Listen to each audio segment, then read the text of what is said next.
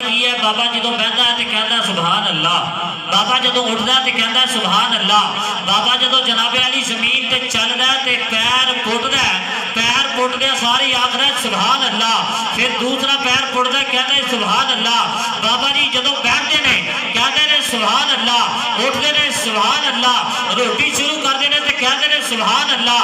बाबा जी जो चार पाई से लेटते हैं तो कहते हैं सुभान अल्लाह। बाबा जी जो उठते हैं कहते हैं सुभान अल्लाह।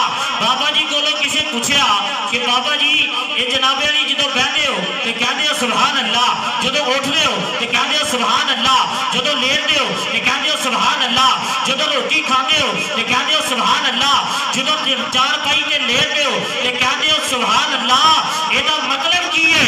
बाबा जी ने आख्या कि मैनू किसी दसिया जी कि सुभान अल्लाह का मतलब है अल्लाह पाक है, मैं अल्लाह की पाकी को हर वक्त इस वास्ते बयान करना कि कभी मेरा मालिक भी आखेगा बंदिया तू भी गुनाहों तो पाक।